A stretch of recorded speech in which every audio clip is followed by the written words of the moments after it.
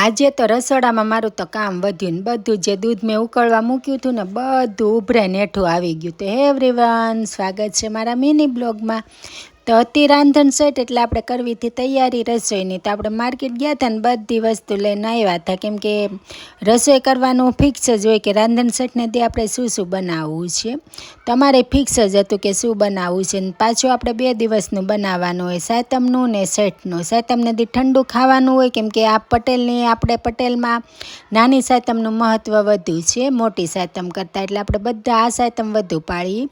ને મારા સાસુએ તે આ સાતમ પાળતા. ઓલી મોટી સાતમ રહ્યો કે ન રહ્યો, પણ આ સાતમ તો તમારે ફરજિયાત રહેવાની ને ઠંડુ ખાવાનું જ. તો હજી આપણે ખાઈએ છીએ, કેમ કે હજુ છોકરા નાના છે, અમારા ભાઈ હજી નાના છે.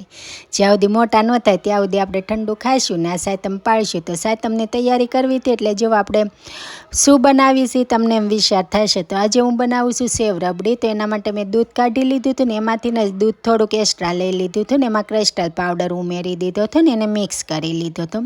ને સાથે સાથે બીજો ક્રિસ્ટલ પાવડર એ ઉમેર્યો હતો, તે અલગ આવે. એમાં થોડાક પિસ્તા ને કાજુ ને બદામનો પાવડર આવે, એટલે તમારે એક્સ્ટ્રા કયામાં ન નાખવું પડે ને મસ્ત એનો કલર એ બેસી જાય. તો જો આપણું દૂધ ગરમ થઈ ગયું હતું, તમે એમાં ખાંડ નાખી દીધી હતી સ્વાદને અકોર્ડિંગ. સાથે આપણા બેટરે નાખી દીધું હતું. નાખતાની સાથે જ કેટલો મસ્ત કલર આવી ગયો હતો. પછી આપણે ટેસ્ટ કરી લીધું હતું. આ રબડી થઈ ગઈ હતી, એટલે એને બીજા ગેસે મૂકીને આપણે ઘી ગરમ કર્યું. ઘી ગરમ કરીને હું ગેસ ધીમો કરતાં ભૂલી ગઈ. તો જો આપણું બધું દૂધ ઉભરાઈ ગયું ને આપણું કામ વધ્યું. પછી બધું ગેસ બંધ કરીને આખું રસોડું ક્લીન કર્યું ને ફરીથી પાછું બધું કામ શરૂ કર્યું. તો જો આપણે ઘી તો ગરમ થઈ જ ગયું હતું, એટલે મેં આમાં આ બરસ નાખી. અમે તો આને બરસ જ કહીએ, તમે જુઓ શું કહો છો મને કમેન્ટમાં કહેજો. તો જો બરસ એકદમ ગોલ્ડન બ્રાઉન થઈ જાય એટલે આપણે એને રબડીમાં નાખી દેવાની છે ને. રબડી ન હોય તો ગેસ શરૂ જ રાખવાનો, પણ સ્લોમાં. બહુ એવી ફ્લેમ રાખશો તો તમારું દૂધ છે ને ઉભરાઈ જાય છે. જેવી મિસ્ટેક મેં કરી એવી તમે નહીં કરતા. તો જો આપણી રબડી મસ્ત બની ગઈ હતી. તો હવે આપણે એને ઠંડી થવા મૂકશું, ઘડીક બહાર રાખશું. તો એ ઠંડી થાય ત્યાં સુધીમાં આપણે લોટ બાંધી લઈ પૂરીનો.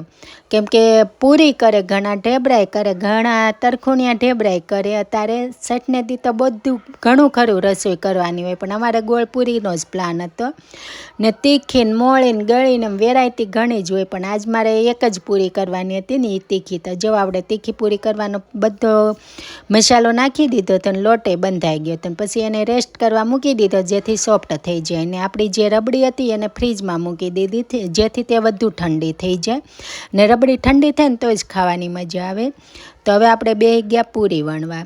તો પૂરી વણવા માટે હું છે ને આજ પૂરી પેસવાનું મશીન જ યુઝ કરું. મને આ પહેલેથી આ મશીન બહુ જ ગમે. આમાં તમારે ફટાફટી કામ થઈ જાય ને ટાઈમે ન બગડે ને વણવામાં તમારો ટાઈમ વેસ્ટ થાય ઘણો.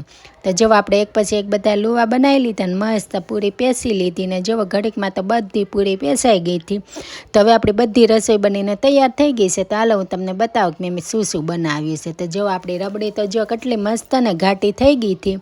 તો તમારે આની રેસીપી આ રબડી તમે બનાવી છે કે નહીં તે મને જરૂરથી કહેજો.